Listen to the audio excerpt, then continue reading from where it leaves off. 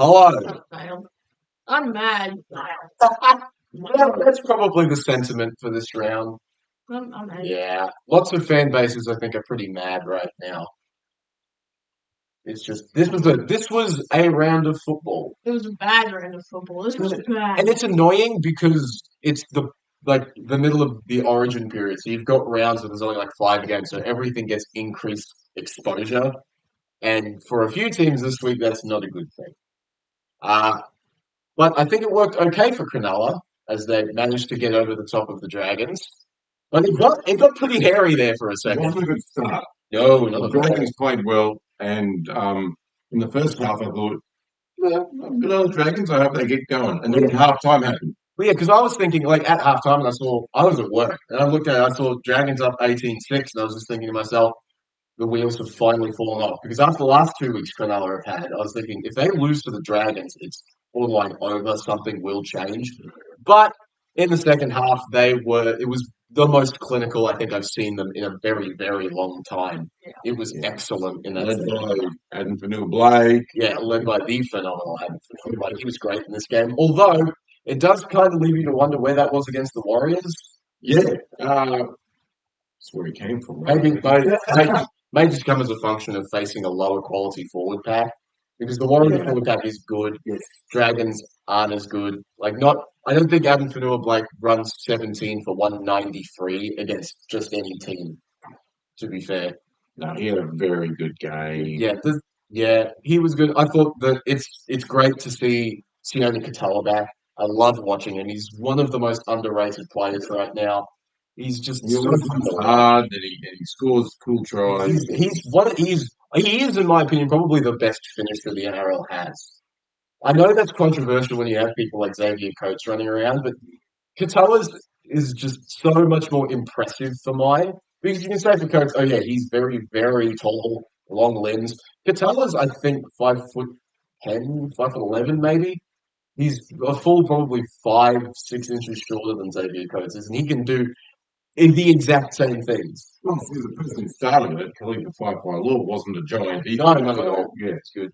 And I thought that Blake Brayley had one of his best games of the season in this one. He was excellent. I thought his running game was amazing. He was very, very good. I think he's a bit of an underrated piece of when Cronulla are really good, because the hooker is very, very important. Because you're nervous for all of your main playmakers. If that doesn't work, you're not going to get many points. His passing game is so solid. It's so solid. Very good. Yeah. I got him on my fantasy, so that was really Yeah, I know you were pretty happy about that. 89 points, you take that every week. But yeah, it's just, they just need to keep finding ways to win. And they did the usual, come back from double digits thing that the NRL has going on right now. But as long as they keep finding ways to win, they will be there and thereabouts with the top four. Yeah. However, I do think that if they were playing 80% of the other teams in the league, they lose this game by 30. Yeah, because, the Dragons went in at halftime. Something happened at halftime. They came out and they had nothing. I think they just ran out of steam. I think they used all of it in the first half to get the lead and didn't count on Cronulla being able to get back into it because they're such a confidence-based team. Yeah. But they just kind of got bulldozed, the Dragons did. It was not good watching in that second half. They could not get any field position. The entire second half, I feel like, was played in the Dragons' half. Put the sprinklers on down the other end. It would have been Exactly. Yeah. I think, in the second half, it was 81% of the field position was with Cronulla. It was just it was a game of two halves, one of those game of two halves. Yeah, that seems to be a motif that's happening this season. Yeah. Whether it's good or not is a story, but it makes for somewhat entertaining games, I suppose. Yeah. I thought that King Togia played well. He seems to be progressing all right, as well as he can anyway, with the people that he has around him. Because I still don't think that Kyle Flanagan is the answer at 7. Their forward pack, like I said before, was pretty much soundly beaten in that second half. Yeah. So I think they're one really good forward away from being a legitimate top 8 threat. I don't know what they do this season though. There just really isn't much. I think Shane Flanagan's trying to do the Ivan Cleary thing where it's like, oh, if we let my son play long enough, he will turn out good. I'm sorry, Kyle is not Nathan Cleary. He is No. nowhere near Nathan Cleary. Please drop him for the sake of your franchise and your coaching career. Bellin was pretty solid. He's pretty good the past few weeks. I thought he was very good, but yeah. Dragons seem to be doing this thing very similar to last year, where they're doing this, but instead of the entire team being in sync, it's random players having excellent weeks and really bad weeks. Like I thought Tyrell Sloan was terrible in this game, and he's had a couple of really good games this year. Gutho was average, Damien Cook was average. It's just a lot of not great, which maybe for the Dragons means next week they'll play well, but you can't do that and expect No. to have success. No, that's right. So And I think the big weakness I thought was in this game for the Dragons was Moses Suli's defense, it has been a problem for a while, but he was exposed in that second half. It was not good. He's all attack, right? He is all attack. And it's strange because he started as a forward. You'd think his defense would at least be semi-decent. He's a big guy too. I mean, It's his decision-making that's really poor. Very Brian Kelly sort of thing. if that's a function of the coaching, it could be. We have another team that has a Maybe. problem. I don't think he was that great defensively at Manly either, though. Yeah. So maybe it's just him. Some players can't defend, and it's just how it goes. Yeah. The entire team couldn't defend in the second half. Yeah, well, that's all right. I guess we'll see. I think if they don't look competitive, at least for the back half of this season, Flano might be in trouble. But the second year, he was there last year. Yeah. Yeah, and yeah, like I said, the Sharks just need to keep finding ways to win. We would prefer it to be a little bit more convincing before I label them legitimate contenders because they do this every They've been a year. bit too up and down this year. I mean, I thought they'd be doing a lot better given the capital they got, and they didn't really lose much. That's just a function of what the NRL is now. Like even Melbourne aren't overly consistent, and that's unheard of. So maybe it's not as bad as it seems, but you would still prefer them to stand out with the squad that they have, the amount of continuity they've had over the past few years. Yeah. Look, it's Cronulla. They'll make the top 8. Then they'll probably bow out of the finals again. Yeah. You'd hope something is different. It just doesn't appear to be right now. They can't win against good teams. No.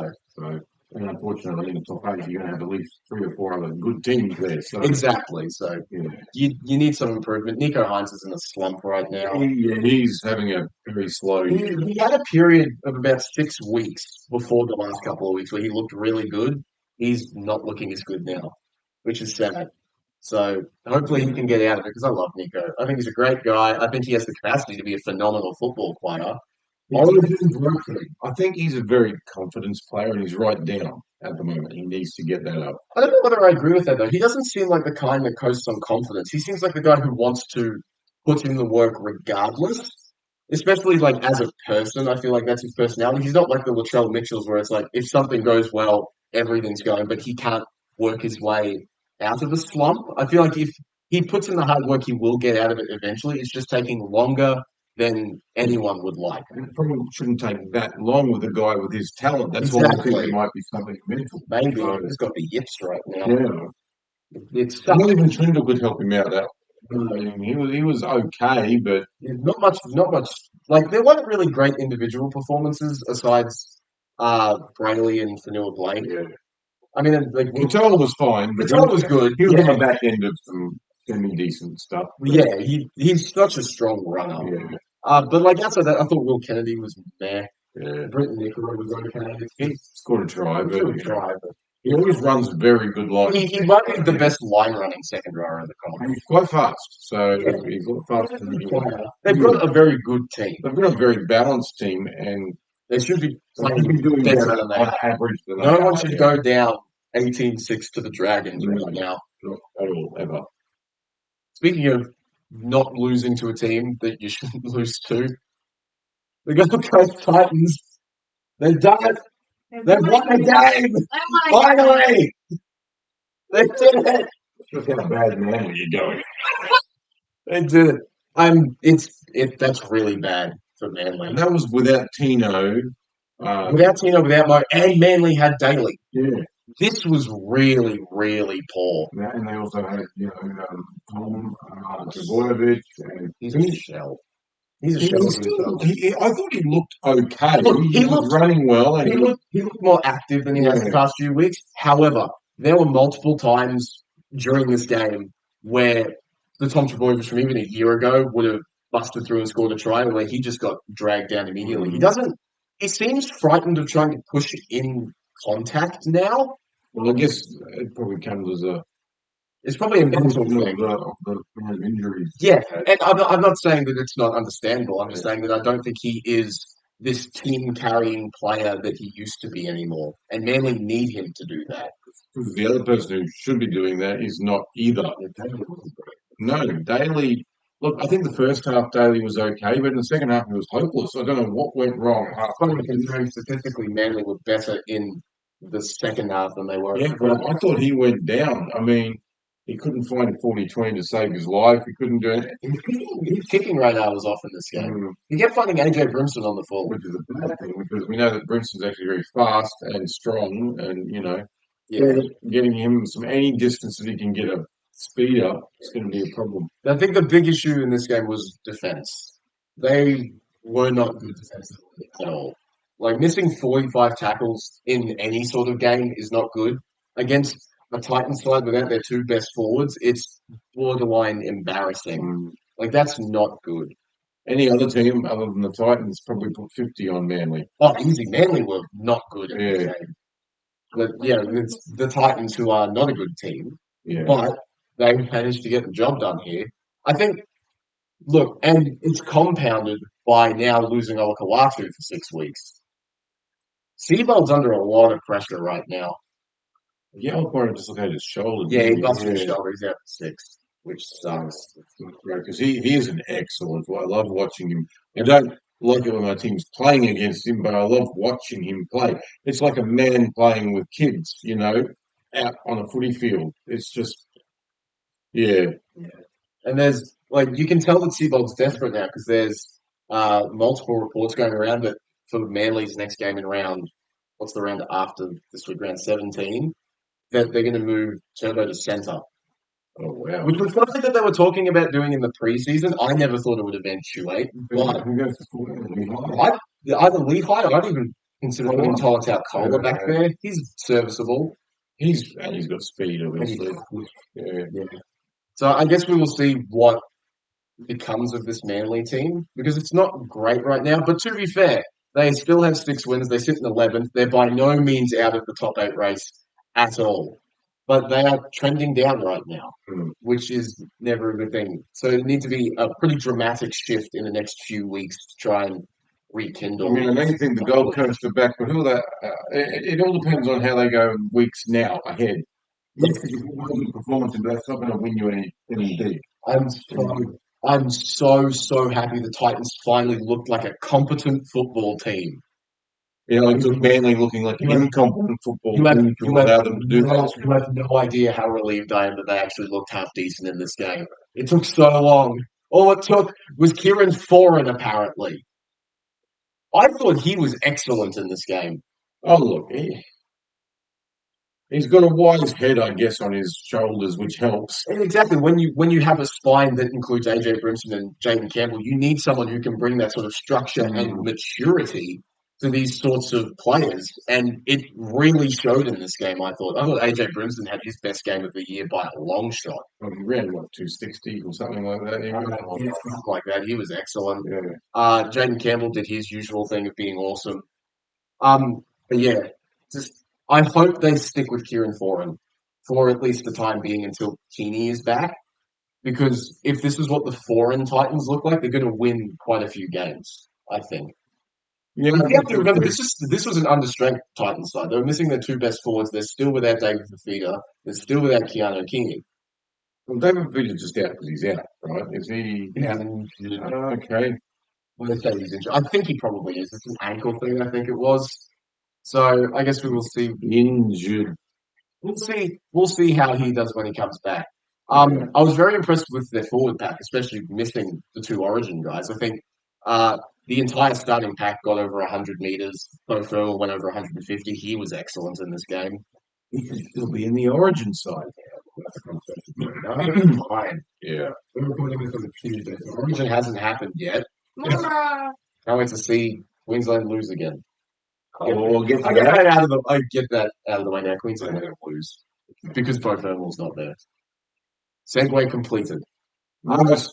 Look, there were. Yeah, I said before that Trbojevic had a couple of opportunities that he should have converted.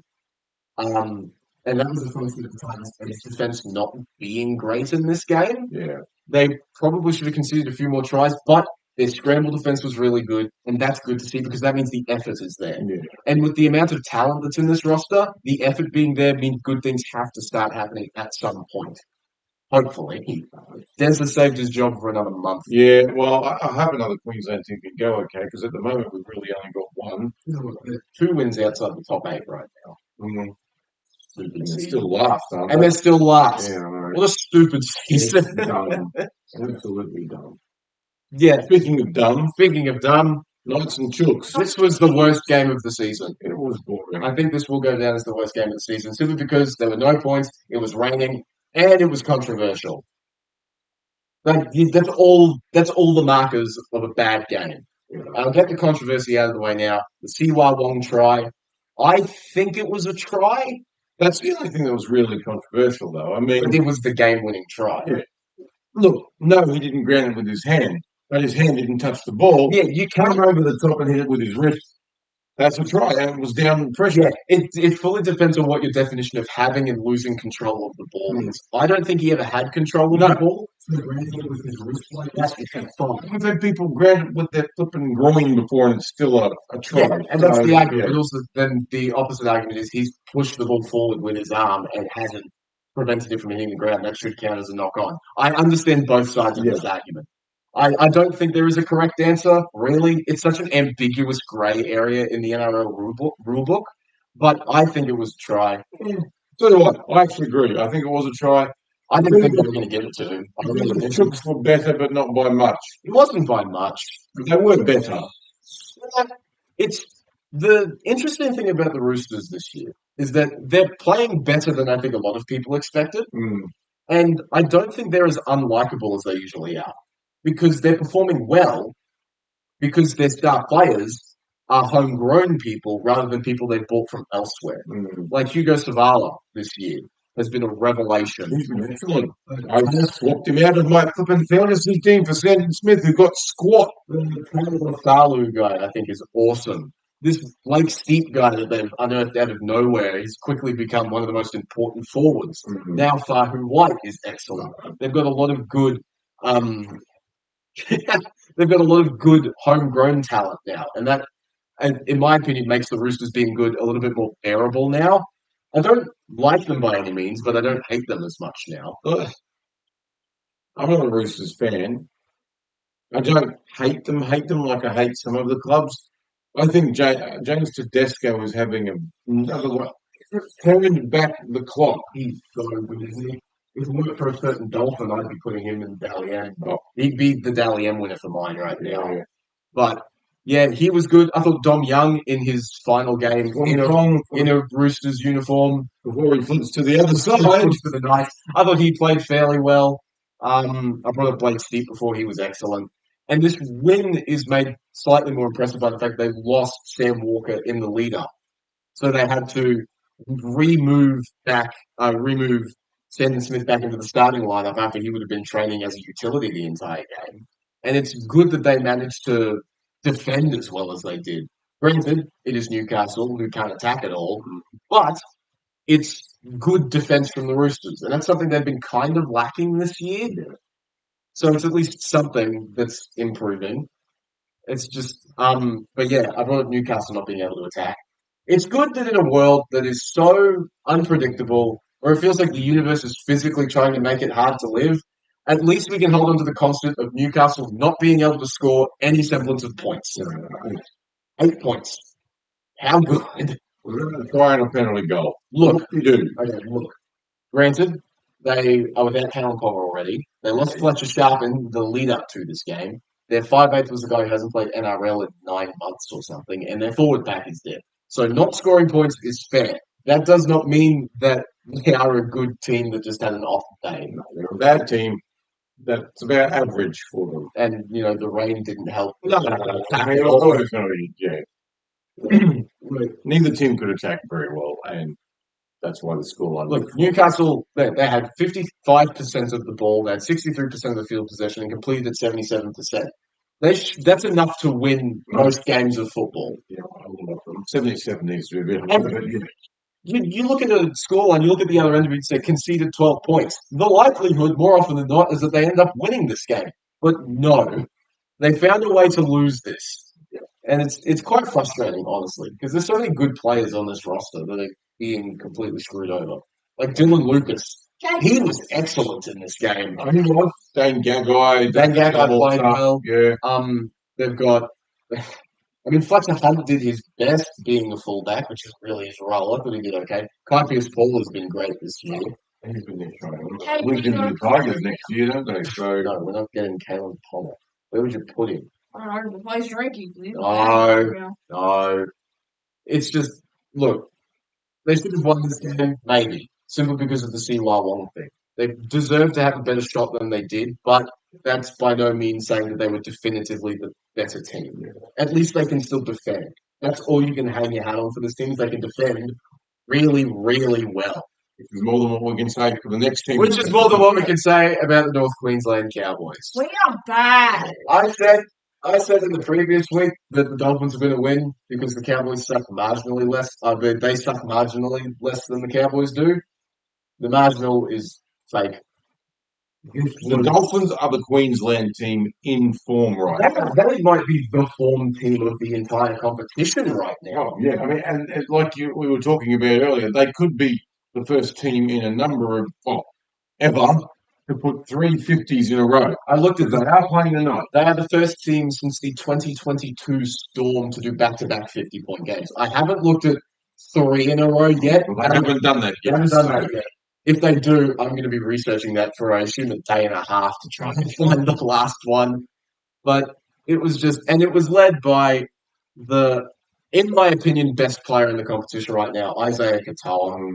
Watching him at eye level is a religious experience. Watching him go about his work is just stunning. His ball playing is so good. And Christian Wolf obviously doesn't have to use him. He's got this. He's, at the moment, the best coach in the competition. I'd say so. He might be up for Coach of the Year. It could be. We talked about this last week. He completely slipped because I didn't think the Dolphins had this in them. No, this was a massacre. For lack of a better term, it was a massacre. I think it definitely explains it very, very well. The thing is, it should have been worse. And it could have been worse. First of all, Felice Kafusi getting fairly seems that he was defended. If he doesn't, they win by more. And 2, Jack Bostock with the bomb try of all bomb tries. Sure, they win by more. He scored 2 tries while he was off the field. Yeah, I know. That was 2 tries in a 10-minute period. Yeah, they had 13. It stands to reason they should do better. It should have at least been 60. The Bostock thing. Yeah. Man, that was bad. He was embarrassed about that at the end. He shouldn't have. He got 4 tries, so don't be greedy, you big bullhead. He already scored 4 tries now. Bummer. He was great in this game. He was a really, really great game. Well, to be fair, he was up against a team that had 0 defence. Yes. They ran 800 more meters. They had 9 more line breaks. They broke 23 more tackles. The Cowboys had about 20 or 25 more ineffective tackles as well. Yeah, they had floated at will. They were making 9 meters more per set. They made 16 more offloads. It was just ridiculous. And I think, we talk about Herbie Farnworth, it seems, weekly here. Oh, I hate how good he is. Look, he's very, very good. But he wouldn't have got a try at all if Cody Nicarima didn't pass it. He's already scored one in this game, so he can have it. That's fine. But I think it was just to continue the streak. I think he needs to overtake Kale Ero's streak that was going on. I don't know what. I think it's 9 straight games for Herbie or something like that. He scored a lot of tries this week. But yeah, he was great. He had 6 offloads. They were good across the park. The entire team was good. I was very, very impressed with their forward pack. Because this is a very depleted forward pack. Yeah. You have to remember, they're missing their best 4 forwards. And then randomly, Francis Molo decided to be amazing in this game. He looked great. The Cowboys were woeful. they were not helped by a couple of little things that went wrong. Jason Tamalolo being ruled out before the game, and he's out for another 8 weeks, and that meant having to reshuffle their forward pack. HIA's thing was worse. Yes, it was, because then you had to have players playing way out of position. Yeah, I think Yeah. because they had the two people off the field simultaneously, which was Drinkwater and Duffy. Yeah. So they had Purdue ended up playing fullback. They had McIntyre defending in the centres, Neem in the second row to make Zach Labert play 5'8" alongside Jake Clifford. It was very, very patchwork, but I don't think it makes up 50. No. And like I said, my preamble was that they were woeful. There are things that don't help. I think the Tamalolo thing hurt quite a bit because a big bruising forward, you would think at least, would work well against this forward pack.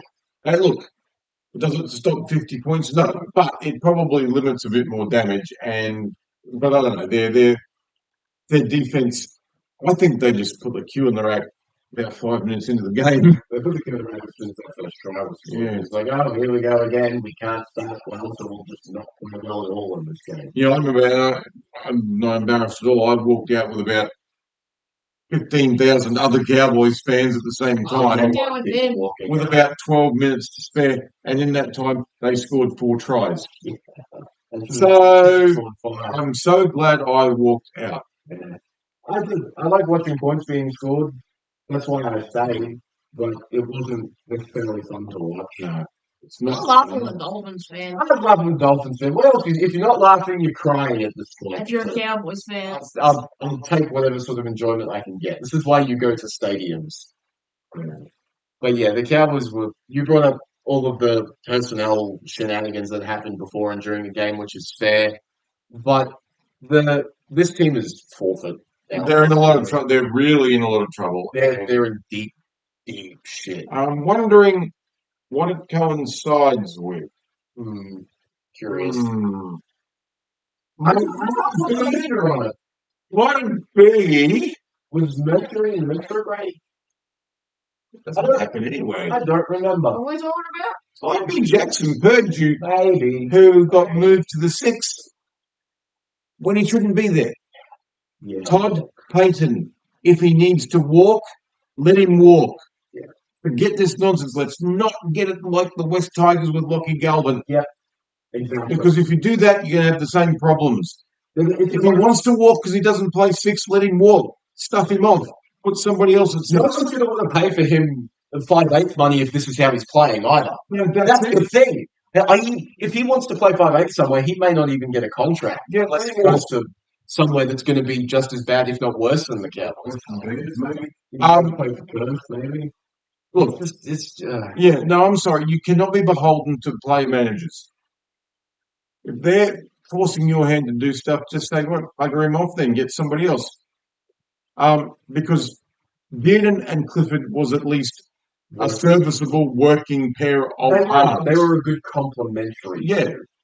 But in the defense of Todd Payton, at least for this week, Clifford Purdue should almost be the exact same thing, but it's not.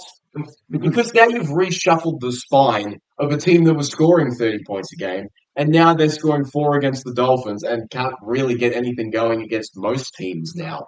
So what you've done is you've taken the only strength of this team and shoveled it into the ground. So now you can't defend and you can't attack.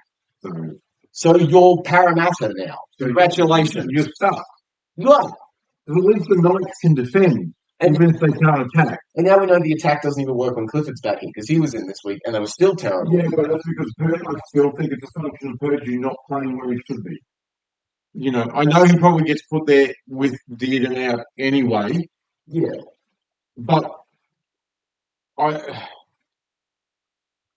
don't know that he's done the right thing here. I don't think he has. And hopefully he has the self-reflection at some point in the next couple of weeks to see that. Otherwise, the season is going to be lost. I think at the moment they are on a boat that is being held together by Duct tape. not even duct tape, Just masking tape. Just a pair of friendship. It's like really weird, stupid curly scissors. And look, you can throw, conspiracy theories in, but I believe the players are probably a bit I think they're really Crappy. pissed off. Yeah. I think they're really pissed off because It's the Purgy thing that's making them pissed off. if you're putting the interest of a single player above the entire team, you are going to create a very hostile environment. And if he doesn't fix it, he's going to lose that dressing room, just like happened with Paul Green. This is the exact same thing that happened with Paul Green. Like, it is a carbon and copy. he will be gone. He will be absolutely gone. And we'll have some sort of interim coach. The only concern I have, if they fire him at the end of this year, there is no really good coaching candidates for this cycle. No one wants to keep him out of necessity. It'll be Brad Arthur. Or I'm certain that if they fire him, it's going to be Jason it Dimitri. could be just I'm certain of it. look, and it would be worse. There could be worse coaches. He was one of the assistant coaches when they won in 2015. So it was Todd Payton. No, he wasn't. Was he? I thought he was. No, he wasn't. He was No. he wasn't assistant coach. Okay. Had right. Oh, no, yeah, you're Yeah. right. Sorry, yeah, you're right. So Demetriou and Green, and that was a good set of coaches, right? They worked well together. So I think if they get Demetriou, it could be worse because at least he knows Cowboys DNA, right? But they've got to do something Because now this is not because good. at least at the beginning of the year, you could see the effort was there. They were trying. Now the effort's not there. That is an issue of being attached to your playing group. Mm-hmm. They're not playing for him, right? They're not playing for anybody. And he needs to show them that he wants this team right now to succeed. Otherwise, they are going to sabotage this season. Yeah. And they've done it before. And they've done it before. They have. With nearly every coach they've ever had, they've done it. Probably the only one they didn't was Paul Green, but he just showed that he couldn't adapt. He couldn't adapt. They did it with Neil Henry. They did it with Graham Murray. It's just I think they probably did it with Tim Sheens. So it's not good. Right? He needs to show some balls. I think at this point, even putting him in the centres wouldn't be good enough. I think you need to drop him completely to show that this team is bigger than he is. Yes, I agree. I think they need to send him to Cuba. And they could, because Villiers comes back. And they've still got that they can use. Who I thought in this game was okay. They also still have Labour. Right? Exactly, that's your centre pairing. Yeah. So it's not... If they do something now, it's not a train wreck. It's not too late yet, but it's getting really damn close. 2 or 3 more weeks and it'll be too late, and that'll be that. The year will be over. Let's see, the unfortunate thing is that the Cowboys' draw in the next month is a gauntlet. Like 3 of their next games are the Roosters, Storm, and Dogs. That sucks. The only one of where they can't win. The only one of those that they have a possibility of winning is probably the Roosters, but that's it. I mean, they could theoretically beat the Titans, but they could beat the Titans, but they're not going to beat the Dolphins or Melbourne. So those 2 games are at home. So exactly. So they need to do something because Purdue is. But it's not cancer. But unfortunately, it is not just the spine that's the issue. The forward pack is also not performing right. It's not playing for the coach. Yeah. And then the forward pack being bad is an effort thing. Yeah. Because we've got a good enough cattle there that could be a decent forward pack. We've seen it this year. Yeah. We've seen them do really well against good forward packs. They beat the Canberra forward pack earlier this year. That's right. And now they can't get over the top of either the Manly or Dolphins packs. I mean, both of which are like Dad's armies, and this is with like resurging Cohen Hess. He's playing really well. Yeah. Outside that, it's just. Hess has been the shining light as far as I'm concerned. Hess, yes, probably Hess. I mean, Jordan McLean's been good for McLean, he's been very consistent, and he's even put a few extra things into his game, which is nice. Exactly. He threw some no-look passes in this game, which is absurd for someone of his ilk. What's his name, Fred? This computer's name is Fred, yes. Nice. Lost our camera. No, we haven't lost camera. I'm just turning off this thing that turns the screen red, so it's easier for you guys to read. Yeah, that's helpful. There we go. We got a new setup. I have a vertical screen on the right side of this that has the entire Word document that I have every week. I'll probably take a photo of it and chuck it up, but it's technical difficulties of a new setup is always fun. And look, the problem and the other problem was. Caden Lars coming into this team. What a terrible worst week for him to come in. because for his first couple of runs, I thought he ripped in. He ripped in nice and hard. I thought he started okay. Yeah. But I think he fell down as the team fell down. Which was function of the team, right? Exactly. I thought, yeah, look, he tried hard. I thought Tom McHaley tried hard. McHaley was running hard. I still don't, Never I gets still a don't miss. think Todd knows what he's doing with him. I don't think he wants him in the team. Mm. But, like, he had 2 instances. I think one was 20 minutes, one was 13 minutes or something. Towards the end, where he was just kind of throwing stuff out there just to see if you could get anything going, and none of it worked. Because one player can't carry a team like that, especially not a bench forward. Especially a team that doesn't look interested in playing it. No, not at all. You could see it at ground level every time that the Dolphins went in. There was no chat. Everyone was just kind of resigned. And the other thing is we found out is Drinkwater is not a captain. No, not at all. First time captain, last time captain. Even though we thought because he talks a lot, he would make a relatively good captain. But, okay, No. that might come as a function of him being HIA, because then they were working with precisely no captain. So That's true. that probably didn't help. I guess Jordan McLean might have been the. He's the one that always seems to do the facto talking. one, yeah. He talks. I think Cohen Hess talks a bit from what I saw as I well. think Cohen has loves playing football. Maybe Dunn should be the Actually, captain. Cohen Hess might not be a bad option because he's been in this system for going on 10 years now. And he was in the team in 2015. He may not be the worst option, at least as a leader in the forward pack you I could think use. so. Maybe as a co-captain. Co-captain him and Ruben Connor, I think, Yeah, have got maybe. something going. Because then they could be like, As long as you Yeah, stagnate them so one of them is on the I'll field do it all the time. Yeah. I don't hate it. yeah. You could definitely do worse than someone who has that chemistry.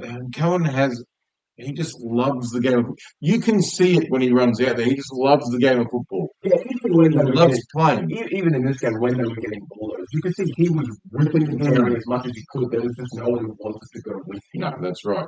He's playing for the fans. And even though the rest of the team don't seem to give a rip right now, he was at least He trying. was at least trying. And McLean was trying. Who got man of the match? Of what the ones that fans voted? Yeah. Because he's the only one who scored a Well, try. I guess that's fair. He was fine. Most Well, of he them- will be coming back from soft tissue injury as a winger who is very, very large. I can understand being a bit tentative. I thought he was fine. No, I know you're not big on Tanner. I actually feel sorry for him because I thought he probably was thinking of getting to come back playing with the team I love, and now he's out for another however extended bench, a lot of time on the bench, or on the emergency. It sucks. Yeah, it's not too late to turn the season around. I just don't think Todd has the wherewithal to do it. I just think he's too stubborn, Exactly. He's far too stubborn. and that doesn't work. You need to be flexible with football teams, and if you see something that's not working, fix it. That's the thing. You would think, like, with the evolution that this team had from 2022 being defensive powerhouse to where they were last year, which is attacking genius, you would think that, okay, yeah, maybe he does have the flexibility to move with the game and use what's good about the team to make it better. But he took out what was working. He changed too much now. He's done this a few times with positional switches for players. It worked once with Cohen Hess. It hasn't worked with literally anybody else. And I think That's because Cohen is built for the front row, as far as I'm he is, concerned. absolutely. Yeah. But like moving Deed into 7, not going to work. Not working. So Moving Purdy to 6 is not working at all. it's been made, but once again, we understand that the rest of the team is not on board with that. So obviously not, but it's the move that's got them on the side. Everything can be drawn back to that. We come back to this at the end of the year, and the Cowboys finish in the bottom 4. You can look at that as the turning point of the season. That move to put Purdue in the half derailed them. It was because up till then, at least they could score points. They can at least score points, Yeah. and defense will come later on. Yeah. Because that's at least they were already good at attack. We knew this from last year. Yeah. All they need to do was work on defense, which can get better over the course of the season. We're seeing it this year. I think a couple of teams are getting much better defensively, but they've gotten worse, and then the attack got worse. So this team has nothing now. No. So it's extremely frustrating as a I'm fan. unfortunately, I'm not a pessimist, but I'm a realist. And if things, what's the old saying? If nothing changes, nothing changes. Yeah, You know, I think that's exactly fair. Yeah. Was it Einstein that says insanity is trying the same thing over and over and expecting a different result? I disagree with that though, because everything is changing, but none of it's working. So you should go back to what was working. Yeah, well, that's absolutely true. He won't because, once again, This is. I've been saying this the past couple of weeks. Todd's doing the Purgy thing under the guise of it being for the future of the club, because he's the future of the club. If the team is this terrible, you're not going to be here for the future of the club. that's right. Why do you care? Coach for the sake of your job. Forget about Purge. Once again, if he wants to walk, Let him let go. him walk. There are other people we can put at 7. There are We'll put Dean back at 6. Put Clifford back at 7. Put Duffy in if you really want to. At this point, I don't care. Just move Purdue out of the half. Just make Duffy a 9, even though he made a decent fist of it, considering he's never played it before in his life. He did okay. Yeah, he was fine. He also got HA. Yeah, I know. It's hard to tell for a lot of the sports. Okay, well, that's rant over. There's nothing else to say. The Dolphins were excellent. Dolphins were excellent. They are. Kristen Wolf has got them humming. I'm very, very intrigued about them now. They don't lose next week either. They're not going to lose against. I don't think so. There's no chance. The Dolphins are really, really intriguing now. Yeah. I think Isaiah Katoa is the best player in the competition right now. I mean, you've got the nice partner in crime in Cody Nikarima, who is one of the most underrated halves in the competition. Bit of a grub though. Well, Watching him in this game, I thought he was playing a bit. He is. I mean, he came over and got to hit drink water with his elbow, which was like, that was not nice. But he's still a good foil for Katoa, and they're completely different players. Maybe Tamalolo is a good leader for this forward pack, actually. I didn't think about that. Because he never talks. Yeah. But it's just, Tamalolo generally has led his football doing talking, which Yeah. is what he's always playing. He's led by And example. that's exactly what the Dolphins are doing now. Because even when they win, they're extremely humble about it. Yeah. I love this squad. They're Christian Wolf. Christian Wolf for you. Yeah. He's done an excellent job with this crew. Well, let's face it. I mean, it was always going to take a few weeks, and it did. Understandably, it took a few weeks for them to gel, but now they're more than gelled. However, me being the pessimist that I am, I will say that the Dolphins have form for falling away at the end of seasons. Yeah, but that's when they've started strong. This year they've started a bit. They've gone the other way. Maybe. So I guess you can hope that they're just on the up and up, and that would be great for football. Would be.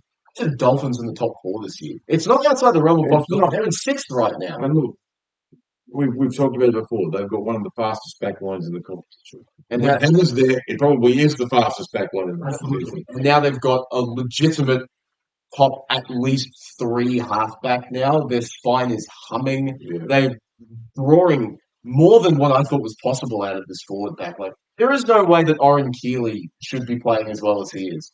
But he is. So full credit to the Dolphins, man. Christian Wolf, well done, buddy. This is why I was saying earlier the Cowboys should have thrown all the money at him. They did. But, hindsight's 2020, I suppose. Yeah, I don't know how well that would have worked. Wouldn't have been any worse than what we had at the time. I mean, it could have been the Newcastle Wayne Bennett. I guess. Wayne Bennett left Newcastle absolute shambles. Newcastle was in shambles while he was there as well, so it's just... Anyway, moving to the next one, because it's a bit more interesting. Yes. For us, at least. Bunnies, dogs. Yep, the lightning strikes twice for the Bulldogs. They end up sweeping the Rabbits on this season, with the help of Mother Nature herself, apparently. Actual lightning. Pure lightning. Yeah. It was the longest game of football we've ever seen. Yeah, look, the Bulldogs win, which is great for them. They stay at the top of the ladder. Yeah. However, it should have been more convincing than it was, in my opinion. But remember, they're down on troops as well. So are the Rabbits. How many won? Like, of their general team this year. We know that they lost a few at the beginning. Yeah, they lost Murray at the beginning of the year, but they, at the very least, were missing Cody Walker and Latrell Mitchell for this game. And they're still missing Campbell Graham as well. Bulldogs were missing the most influential captain in the competition. Fair, sure. And they were missing Max King. And Matt Burton was also out of this game. So yeah, I get what you're saying. I think a full strength Bunnies versus a full strength Dogs, it's a different story. The Dogs win by more. You reckon? Yeah, because I think that's how influential Stephen Crichton is. I think you're probably right. Yeah, the And of Bulldogs. course, Booten's Boot. Booten's Bert. Burton's boot was obviously missed. Yes, this is true. I do think they missed a bit of his game. That is taking nothing away from Toby Sexton. No. He's playing for his jersey right now, and he's making a damn good fist of it. I'm very, very happy to see him playing so well. It was good to see Kikino get better. He has had such a good season. I feel like no one talks about it because there's so much on the Dogs that's happened and so many other big names. But Kickout has been excellent this season. I've been very, very impressed with him. I'm gonna keep talking about him. I love Harry Hayes. He's awesome. He's one of, if not the best bench forward in the competition right now. I think the best hit of the competition happened in this game. Marcelo Montoya. Bailey Simonson must have been trying to find where the hell he was after that particular hit. It was a shot. I mean, he didn't get knocked out or anything, but he was stunned. Yeah. Sat there going, what the heck just happened? He hit him, and Marcelo just stood there. He was just like, yeah, you ran into me and fell over. What are you going to do? He must be a ball of muscle, Marcelo Montoya. Marcelo Montoya's good. Well, he's a Kiwi. Right? Yeah, the Polynesian. They have that in built like that. But yeah, the Dogs did enough to win. It should have been more convincing because it was 4 tries apiece. Yeah. It was 4 tries apiece. It came down to Jamie Humphries clearly leaving his goal-kicking boots at home. But, you know, they ended up... They did enough, and that's all they need to do at this point through the origin period and stuff. They just need to keep winning. Doesn't need to be pretty. Exactly. It needs to keep happening. I think Lockie Galvin in his second game in the system was fine. It was his first game starting at 5'8" for the Bulldogs. He was okay. He's clearly still trying to work into having good people around him. So, sorry, Ty. Look, if he gets to the level that he was at the Tigers this year, that's terrifying. So I guess we will see how the Dogs are already good. They're already excellent. That's the thing. And if they can, if Galvin hits his ceiling, they get even better in attack. So what happens if Galvin's there? Is he a 7 or a 6? He's a 6. What happens to Burton? Mate, they might turn him into a 7 and have Burton at 6 and just for his Toby Sexton, which sucks for him. But he's doing his best. That's all he can do. His best. Which side was he running? No, No. he was bad. Rick Marty's bad. When's the take off the field? That's 15 and 6. Anyway, that's that round done. We haven't talked about the Rabbits yet. No one cares about the Rabbits. Yeah, I do, because I'm very sad. I don't care. I'm sorry, Keelan. I missed you. That's right, he's out, isn't But it? he busted his eye in this game. He was really the only Bulldogs forward that was doing much, besides Tallis Duncan. He played well. Bulldogs forward? Yes, exactly. Rabbits. Keon is an excellent player. He's a great, great player. He's on the verge of origin. He probably deserves it, to be fair. Absolutely. He is a very, very good footballer. I think Having a very good I season. think Keon saw how the Rabbitohs are trending and decided he was going to join his friends at Hotel Casualty Ward. So I guess we will see. Let's spend some time with It's supposedly Murray. a broken eye socket, but I don't know whether that's been confirmed yet. Maybe there's something there. I think there has to be something because he went off in this game. He wouldn't go off. He'd need to hit him with a brick. He played well. He ran for 140 metres. He played 69 minutes, which I have to assume was intentional. He made 43 tackles and missed. That's fine. He was good. I thought Tallis Duncan was good. Jai Arrow's been flying under the radar a bit this Guy's season. actually been very good. He's been pretty good. Yeah. But they were I think they're missing a bit of mongrel in the rest of the positions. It's you have mongrel with Jack Whiten, but he's just a mongrel. Yes. Not particularly good. Not the good kind of mongrel. He's just angry all the time. And they need to make tackles. They keep missing tackles, and a lot of them. Yes, and we know what happens when you miss tackles. You don't win. You lose games. Yeah, But it's a little bit frustrating, I think, for South because this kind of seems like the past 3 years on repeat, which is a little bit annoying, especially now that you have Wayne Bennett and the expectations were pretty high. They are by no means a bad team. But once again, we can sort of jump to a bit of defence for Bennett. Losing somebody as influential as Cameron Murray fairly early on does not help. They were missing Latrell Mitchell for a few weeks of this season. They have just been hit with injury after injury after injury, just like the past 3 years. Frustrating. They've had a lot of bad luck, right, with injury, the South Sydney team. They really have. Something needs to change there, clearly. There. So the strength and conditioning coach needs to be fired and then burned and scattered at the bottom of the ocean. Okay. Yes. That's what needs to happen. Okay, well, bad luck, South. It looks like you're going to struggle to make the 8 now. It's like 6 wins. Not the same amount of wins as the Dolphins are.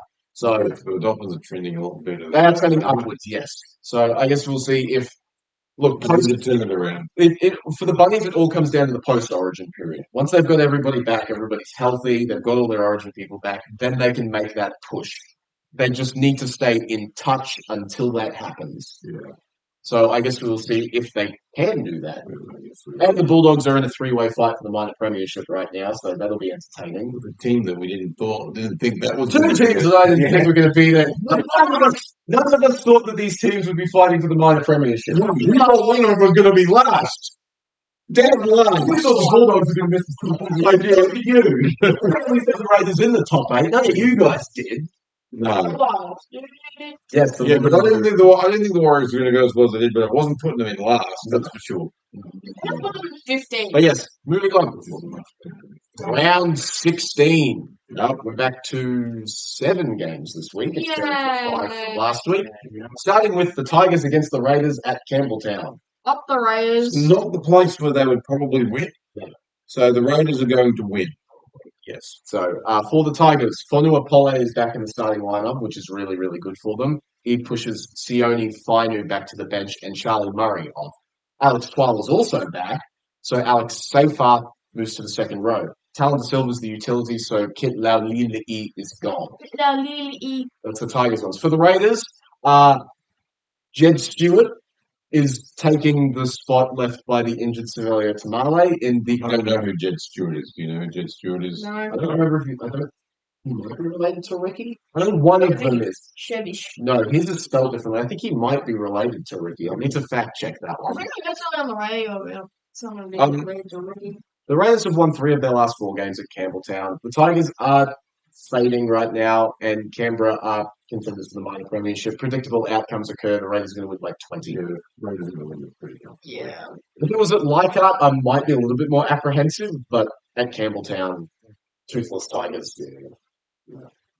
Well, they're actually worse at one other stadium, but It's not the worst stadium in the competition, Combank. I think we are all picking the Raiders. Yes. Yeah, the Raiders are winning this game. It's not going to be too difficult for them. Okay. Tigers gonna come.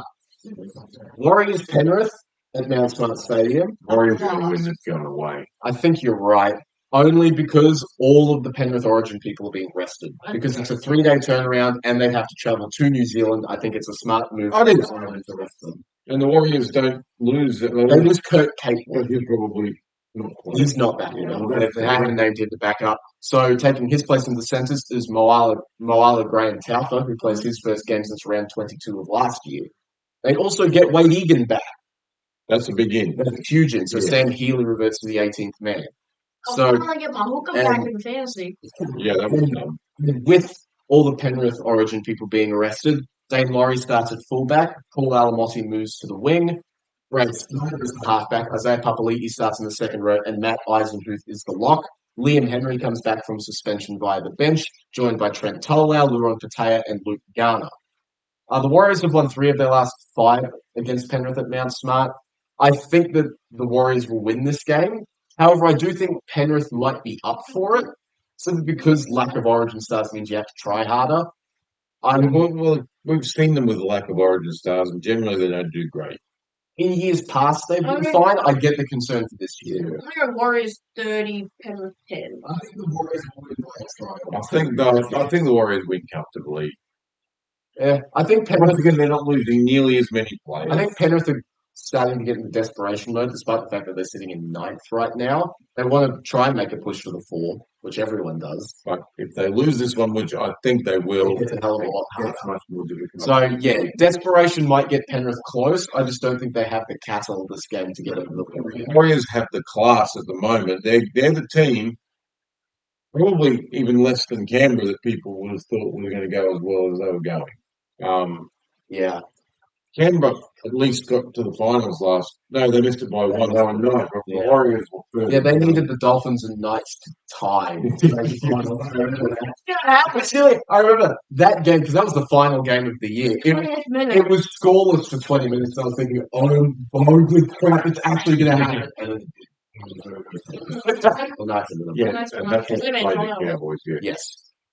Warriors are going to win this. Yeah. I don't know if it's going to be fairly convincing. I think they'll win by at least 12. Fair enough. They're going to win by 20, That's excessive, 30 to 10. in my opinion, but we'll go with it. Dolphins Newcastle. They beat Cronulla 40 to 10. I feel like they can beat Penrith 30 to 10. Dolphins Newcastle. At Perth. This is weird. This is going to be an interesting one, I think, anyway. So, for the Dolphins, This is a hammer. He probably just stays in Perth. yeah, exactly. He is named to back up. Yeah. So, Avarillo is named at centre and Max Fianay is dropped. Yeah. Felice Kafusi is suspended, so Mark Nichols starts. Mark Nichols starts and Harrison Graham joins the bench. Isaiah Katoa is the first-time captain, which is interesting, considering they just played the first-time captain and won by 50. I guess they'd have Felice Kafusi was the captain. So Well, he's out. if you're going to captain anybody, he's probably not the worst choice. Dominic Young is a Knight again. You remember this? Let's rejoicing. Boo. Yeah. It's finally over. Yeah. He takes James Schiller's spot on the wing. Bradman Best is also named to return. He displaces Fletcher Hunt. That's a big win, I guess, for them. Cameron Ponga is named to back up, so Fletcher Sharp is the 5'8", and Jackson Hastings is out. Which is always good. Also, Tyson Frizzell returns, pushing Brody Jones to the bench. The Dolphins have only beat Newcastle once out of the 5 times they've played each other. The Phins are flying because of their attack. And they come up against the best defensive unit in football. I think this is going to be closer than a lot of people expect. I've tipped the Dolphins by 4. Look, if the Dolphins get on a roll up there against the Cowboys, it could be. They're going to be hard to stop. I agree with that. Because when they get on a roll, they just go, and it's like I don't want to underestimate Newcastle's defense because it is truly elite. yeah. Well, obviously the defensive coach is good, but if they can't score points, why have you got them even getting 16?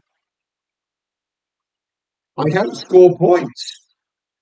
Yeah, look, Maybe the Dolphins are now averaging over the last 2 weeks 54. the only hope is my thought process is that maybe Newcastle can exploit their forward pack better than the Cowboys did because they have more effort than the Cowboys do. Well, that's possible, I guess. That's what I'm expecting to But happen. the outside backs are going to get burned off the park. It's entirely possible, like you said, that the Dolphins score 50 again. I'm not ruling that out at all. I think that Newcastle. They'll put up a better defensive effort than the Cowboys did, obviously. That's what I'm thinking. Maybe 16 points. Maybe 16 points is generous. I don't think the 20 is overly absurd. I think It could be 20-0 to be fair. Yeah. But yeah, I think Newcastle have a chance for an upset here. That's fair. My prediction is probably the Phins by at least 12, probably 18. Yeah. And it could even be higher. It could definitely be fair. Something like that. I'm just giving credence to defense. And that's fair, right? They are defending well. But the Dolphins are an attacking juggernaut at the moment. Yes, absolutely fair. Yeah. I guess we will see how that goes. Yeah. Bunny Storm at Accor Stadium. This shouldn't be close. At least you'd think so. Is that our core? Which is Accor. So for the Bunnies, Latrell Mitchell is named back up from Origin, so Joe Gray is out. Lewis Dodd is named at 5'8", and Isaiah Tass is named at centre. But Cody Walker and Campbell Graham are both named in the reserves coming back from injury. So we'll see if they come into this one. So the Storm who's backing up everyone? Yes, they are. Also for the Rabbits, Davin Mawali is currently named to take Keon Kalamatangi's starting prop spot, but Keon is named in the emergencies. That's what makes me think that there hasn't been any confirmed prognosis on his facial. And that's just clear, just in case it's not as bad as they think. I need to know because I need to know whether I need to trade him out or not. Hurry up, Wayne. Might be the last minute. Right, so because it's Minute. a Saturday game too. Although the only person I'm thinking of trading in for him is Herbie Farmworth, and they also play on Saturday, so maybe it's okay. We'll see. For Melbourne, all the Origin guys backing up. The only real change is that Bronson Gallic comes on to the bench instead of Lasati. I guess for the sake of trying to spell Harry Grant off the back of Origin. That's fair. Melbourne have won 4 of their last 5 at Accor Stadium. Look, Latrell playing is going to help a ton if he does end up playing. But even so, I don't think the Bunnies have enough to beat Melbourne, despite them being kind of inconsistent this year. Yeah, but I think to punt against Melbourne is probably a bad idea. Yes, I do agree with that. Going against Melbourne is deathwish. I've tipped them by 10. Yeah, that's probably a good score. I'd probably say because the Bunnies can score points. We know this. Yeah, we know that, absolutely. If they can try and go around Melbourne, maybe they can. They have the ball playing to do that. Yeah, we'll see what happens. That would have to be. I still think the Storm too strong, and I think that's fair. I think the squad back is too good. Yeah. Especially now they've got Big Nelson back in there. And they're coming off the bye as well, which means they're fresh. Most of them, the Origin guys, yeah. So I guess we'll see how that goes. Yep. Broncos Sharks at Suncorp Stadium. It's gonna be a good game. Pat Carrigan and Payne Haas are named to back up. Jack Kaziewski returns from a broken arm via the bench, and he replaces Big Ben Takura, who went under the knife for his syndesmosis injury. Very, very unfortunate. Selwyn Cobbo is named to the reserve still. The Triple M guys revealed that Selwyn Cobbo is definitely not playing this week, so Karapani's going to keep that wing for at least another week. For the Sharks, Siosifa Talakai starts in the centres to replace Maywin Hiroti, and Daniel Atkinson joins the bench. They've split their last 6 at Suncorp Stadium, and it's been like alternating who wins. The Sharks won the last one. I don't trust Cronulla still, and with another week back in the game under his belt, Reece Walsh could do some good stuff here. I'm picking the upset Brisbane to win. Well, it's very possible. I don't have a problem with you picking Brisbane to win. It could go down to the wire. It could go down to a goal kick. It could go down anything like that. So, yes, Reece Walsh with a game under his belt will be better for him. I still think they need to play like they did their last game. Yeah, absolutely. Can they do it? I hope so. They can, but will they is the question. Exactly, that's the question. They have lost at home before. Canberra beat them there earlier on this year. Cronulla are the sort of side that could take them. If Anthony Blake gets on a roll, it's going to be hard for him to get on a roll because he's facing 2 of probably the 5 best forwards in the competition. So yeah, I mean he's up there in the top 5 as well. But look, and they've got a good bench. I mean, Hamlin, Welle, and yeah, they've got a good bench. That's where Brisbane, I think, are a little light. I think they're a little light in the second row as well. So you could be expecting a big game here for Britt Nikora. I think Nikora might be a point of difference because he runs the. Like I said, we said when we talked about his last game, he runs the best lines in football, just about. Yeah, and he's hard to stop because of that. Right, and if Nikora and or Trindle can unleash him, I mean, it could be his game. But we'll see what happens. And Brisbane at home, obviously a different beast. But stranger things have happened. So it could come down to a field goal. It could come down to a penalty goal. Anything. If it comes down to a conversion, I would be picking Adam Reynolds 11 times out of 10.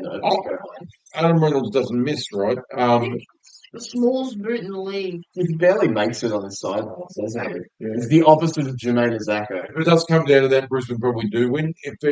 I think if the game is that close, it's a Brisbane victory. I think if any team is going to win by quite a bit, it's probably Cronulla. Yeah, because they do have the cattle that can do that. Exactly. I think that's probably a fair synopsis of how this game is going to go. Is Talo back? Yes. Okay, so that's a plus for the Sharks because even though I don't like him necessarily because he's a grub, he's a very good footballer. So that would be good for getting the nose of some of the Broncos guys. That's possible. We know can get a bit red rusty. Jags, for instance. I don't want to name names, but yes. That's exactly what I don't mind naming names. He does get the red mist come over at times. Even when nobody's actually haranguing him. I mean, the year that the Cowboys absolutely gave it to them at Suncorp Stadium, he was getting so tetchy with Holmes. And Holmes isn't the sort of player that just yaps at you. So no, he was just grumpy because he was getting the better of. Yeah. So I do get why he is probably the most polarizing player in football. That he can play football is no doubt. He's one of the most hard ball running players in the competition. Yeah, the way Cronulla win is try and get him running at Josiah Karapani as much as possible. That would be the way that you can score quite a few points against this Broncos side. So I guess we'll see if they have the intelligence to do that. Which they haven't for most of the season. Speaking of intelligence, Or lack thereof. Roosters Cowboys at Accor Stadium as well. I don't know why this is at Accor Stadium. Weird. Whatever. All the Roosters Origin contingent are named to play, which means Marky Mark goes to the wing to cover the departure of Dominic Young. Celeste Fiketti starts at lock, covering Victor Radley in concussion protocols for what feels like the millionth time. He's going to have to retire. He's going to have to. there's so many boys. It sucks. Yes. I like Victor. I think he's great. I think everyone likes Victor. No, the rest don't. Most people don't. I like Victor. I think he's okay. For the Cowboys, the suspended duo of Viliame Vailea and John Bateman return, which means Braden Burns goes to the reserves, and Bateman takes the starting second row spot of Sam McIntyre, who reverts to the bench. The Origin contingent is named to play, including Dearden at 7 and Purdue at 5'8" still. Hayden Lars and Tom Duffy drop out. The Cowboys start the Roosters by 30. No, I don't think that happening. I have nothing else to say. I see no way the Cowboys win this game, bar a minor miracle. I mean, they've beaten them before. They do have, actually. The Roosters aren't a team that scares the Cowboys too much because I think, like you said, they're fairly evenly split over the last little bit. So, Look, I'm not going to say there's no chance because there's always a chance of something weird happening, but I just don't see it this week. I don't see the Cowboys being in this fight at all. turning it around in a week would be quite Be very, very impressive. hard to. Sunday? Look, I can't even pick an avenue that the Cowboys can use to beat the Roosters because I can't even really tell what the Roosters' weaknesses are. Aside, maybe Mark's wing defensively. Yeah, I think defensively he's less strong than Tupou, but If you can try and exploit that, that's your best shot. and that's the Talangi wing. So Maybe that's one option. Drinkwater, I tell you what, he needs to turn his season around. no, it'll be the other wing. It'll be the Derby wing. Will be on Mark. That'll be a fun aerial battle. It's really cool. Yes. Very cool. I think is than even Derby has in the air. That's only one The game. last 6 Roosters home games between these two are split 3-all. Right. So I guess it's not like the Roosters have a great record against the Cowboys, but right now I just don't see the Cowboys. Oh, look, I agree. I don't think it's going to be about 30, but I do agree that the Cowboys will be pushing stuff uphill to win this game. Yeah. And while I hope they can push the stuff uphill, I'm not counting on it. I would. Double beat. I mean, look, I tip out of Random. yeah. So it'll be hard for me not to tip them, but my brain says the Roosters will win this game. My heart will obviously always be with the Cowboys. My brain says the I do Roosters not win. care about tipping. I'm still the big like Cowboys. Why not? Go for it. If you're final game of the round, Spoon Bowl, Titans Eels. The current 2 worst teams, and it's not great. For Parramatta, both of their main halves are out. Moses is out through injury. That's big. So now new halves is Jones, Kapalidi, and Dean Hawkins. And who? Exactly. Josh has played a couple I of. think I've heard. Yeah, they're not at 5'8". He played fullback once. He's come off the bench a couple of times. He hasn't been starting half. Zach Lomax is named to back up. And for the first time this year, Wiremu Greg joins the bench. I like him. He's cool. He was a Cowboy, yes. For the Titans, Tino and Mo are named to back up, and Jojo Fafita is named in the centres, replacing Brian Kelly. Well, they should back up. That's 5 days turnaround, so that should be good. David Fafita is named as the 18th man. Yeah. I'm intrigued to see if he actually ends up playing. Because if there's a team you probably want to come back against, Parramatta is one of your best bets. A halfless Parramatta. Halfless Parramatta, yeah, exactly. However, the Titans have lost their past 5 away matches against Para. It's not a great record. Dean Hawkins has gone 2-3 this year as the halfback for Parramatta, but that was as the partner of Dylan Brown and not Judge Papali'i. Go the Titans by 2 points. I think the Titans. Look, if they're ever going to win another game, this will be the one that they can do it. If he's back on track. It's never been on track. Well, you know what I mean. It's got one wheel on the tracks right now. Look, if Para had both their halves, there's no chance Titans win this game. Para probably wouldn't go away. Without them, much closer, I don't see Para having a win as much as I would like the Titans to lose, so they stay behind the Cowboys. I've converted him. I've converted him to the Titans. You haven't? No, you haven't. It's just because the only thing that is saying that they win is just due to the fact that there are no halves for the. Well, I still think it's very possible that the Titans end up completely blowing this. It would not surprise me in the slightest. If we go into it thinking, without their halves, we can take it a bit easy. Judge Papali'i is going to score a hat trick in this game. Well, look. It's one of those games that, like you said, if you're only going by 2, it could be one of these. I do think this is a coin flip of a match because both teams are equally terrible. Yeah. I just think the Titans are in slightly better shape right now. For this game, yes. Yeah. How long is Moses out for? 6 weeks. So he's going to miss Origin 3. And Brown is out for a similar length of time. And he's suspended, I think. Well, I actually don't remember what his suspension length was. Give me uno segundo. We don't have the Origin game. Well, we did the preview for that last week, and the actual game hasn't happened yet, so there's nothing to review. Outside bringing up the fact that we brought up Mitch Moses being injured, which means he's not playing Origin, so we get to see Cleary and Luai playing together again. Bummer. So excited. How sad for New South Wales. They have a massive pool of talent to choose from. We have nothing anymore. Which is why it made it. Well, we've never had a massive. Dylan Brown is only missing this week because he ran into a referee. You see, that's the dumbest. I hate that. I hate that so much. Referee, get out of the freaking way. It's stupid. No one while you're chasing down a line break is going to be asking, where's the guy in the black and green shirt? All you're paying attention to is the opposition team. I remember. There was a game that Brisbane was playing. Tony Carroll turned around to chase. The referee slipped over, and Tony Carroll kneed this guy in the side of the head, and he knocked him out. He didn't get any time off. That would have been an 8-match ban. Oh, absolutely. He absolutely knocked this guy out. It's like, and now you accidentally bump into him when you're chasing somebody and it's a week off.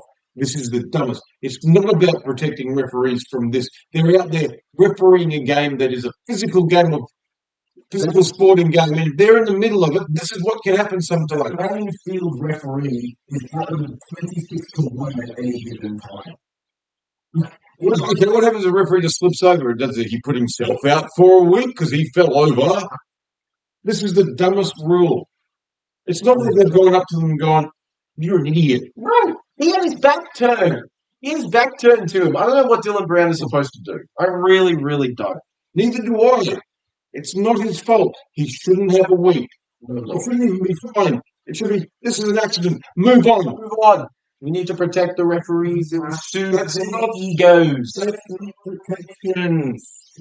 All it does is inflate their egos and make them think they can do whatever the hell they want. And that's why refereeing is in the state it is right now. Bad. I thought they were okay this week, besides the Siwa Wong thing, which was naughty.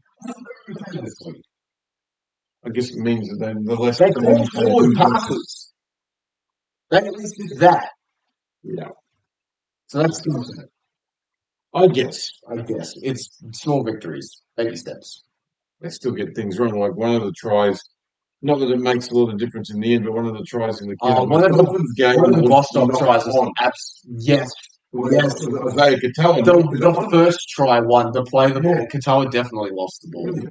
And I think one of the Bostock tries was probably off a forward pass from Herbie, but outside of that. No, I mean, look, Cowboys, that doesn't change the game, but it'd be good if they got a few of those little things right.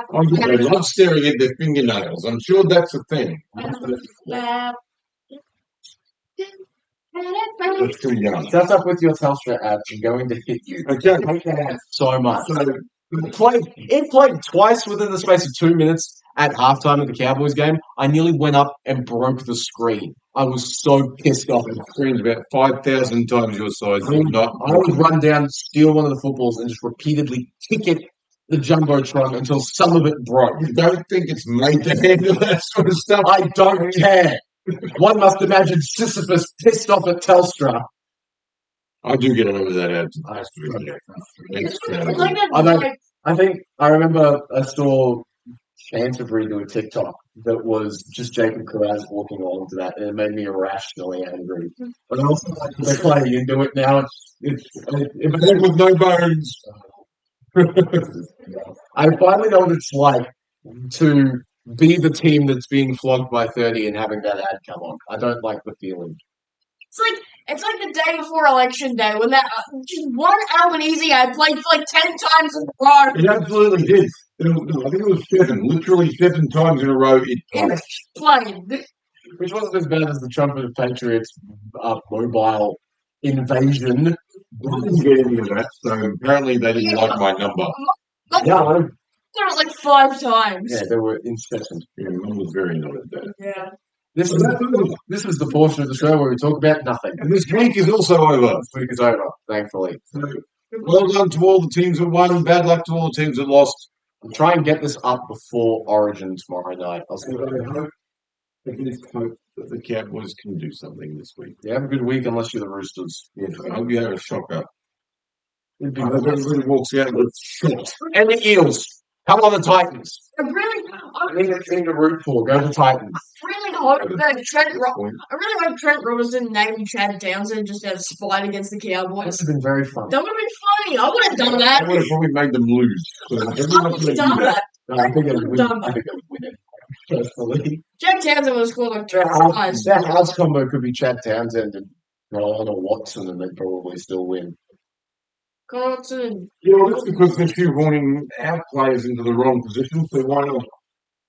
Watson's played 5'8" before. You've got Zach Docker-Clay who could cover it. It wouldn't be a bad team. Let's just get rid of Purdue. Yeah, we'll see how that goes. Stuff him off. All right. If you think we missed anything, leave a comment of what you think a great moment from this round was. I will try and get to as many of them as possible. Go Queensland. Go Queensland. Hopefully. Stranger things have happened. Stranger things have happened. Okay. Okay. Have a good week.